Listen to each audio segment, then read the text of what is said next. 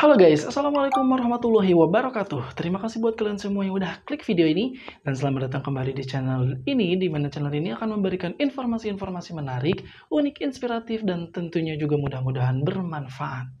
Oke guys, di video kali ini kita akan membahas seseorang yang sudah mendekam di penjara selama 20 tahun atas kasus pemerkosaan dan pembunuhan. Akan tetapi pelaku dari kasus tersebut bukanlah orang yang dipenjara selama 20 tahun itu. Pada intinya ini adalah sebuah kasus salah tangkap yang dilakukan oleh polisi.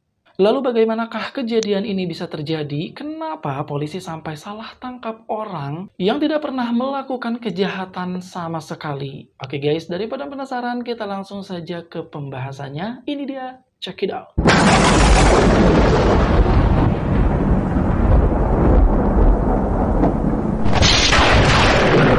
Kejadian tersebut terjadi di kota Hwaseong, Korea Selatan, sekitar tahun 1986 sampai 1991.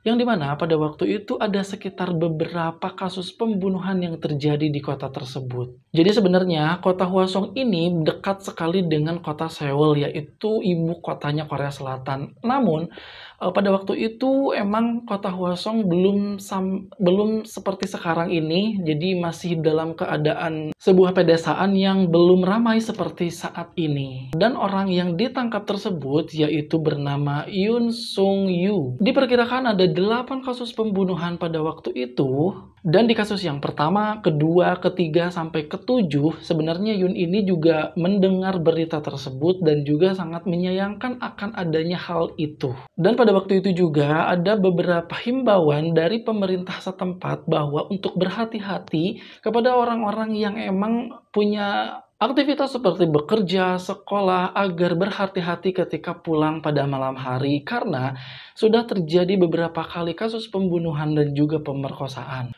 Dan pada kasus ke-8, polisi mulai mencurigai seseorang yaitu Yoon, pelaku dari pembunuhan dan juga pemerkosaan, di mana ada seorang remaja yang berusia 13 tahun diperkosa dan dibunuh di kamarnya sendiri pada tahun 1988. Di mana pada waktu itu di TKP, polisi menemukan sehelai rambut yang dimana rambut tersebut mengandung bahan logam. Dikarenakan pada zaman itu alat-alat belum secanggih sekarang, maka penyelidikan polisi pun hanya sebatas itu. Kalau di zaman sekarang ya mungkin bisa dengan tes DNA dan juga sebagainya.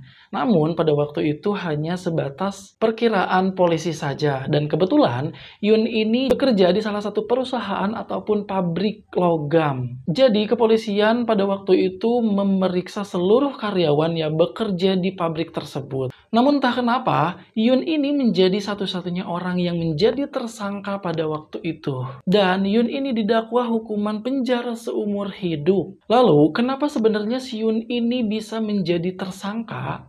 Jadi, pada waktu penyelidikan, polisi ini tuh kayak menyiksa si Yoon, guys.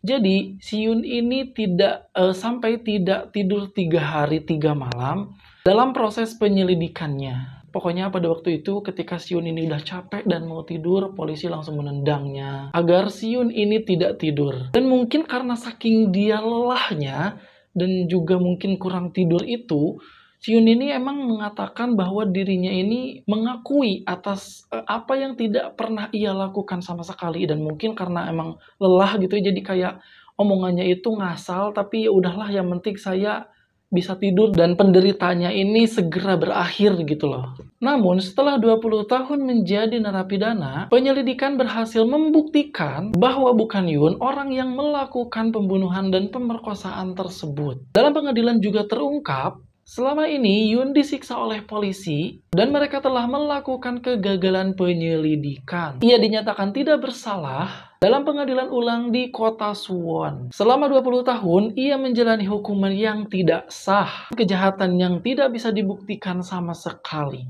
Ia pun akhirnya bebas dalam usianya yang sudah menginjak hampir 50 tahun. Dan pada awal Yoon ditangkap, pada waktu itu Yoon berumur 22 tahun. Dan akhirnya pada Juli 2020, Kepala Kepolisian mengakui bahwa selama penyelidikan awal di sekitar tahun 1989, polisi menyerang Yoon dan memaksanya untuk memberi keterangan palsu ataupun pengakuan palsu. Atas ketidakadilan yang telah diterimanya selama puluhan tahun ini, pengacara Yun ini mengatakan bahwa Yun bisa meminta kompensasi atas kerugian fisik dan juga mental yang sudah diterimanya. Dan usut punya usut, Yun ini mendapatkan kompensasi sekitar 20-40 miliar. Kedengaran cukup lumayan besar, namun siapa sih yang mau dipenjara selama 20 tahun dengan atas apa yang tidak ia lakukan sama sekali?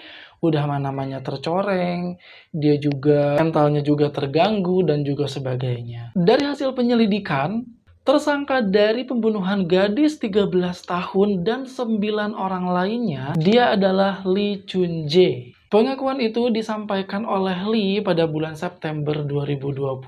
Setelah diwawancarai sebanyak 52 kali dalam kurun waktu 7 bulan oleh pihak kepolisian. Dia mengakui bahwa dirinya lah yang membunuh 10 orang yang terjadi di kota Hwasong.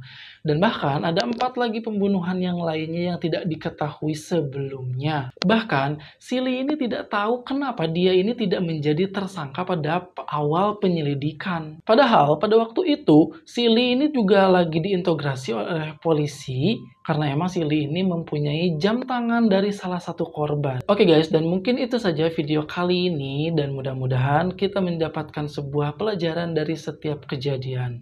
Oke guys, terima kasih untuk yang sudah mengklik video ini dan Assalamualaikum warahmatullahi wabarakatuh.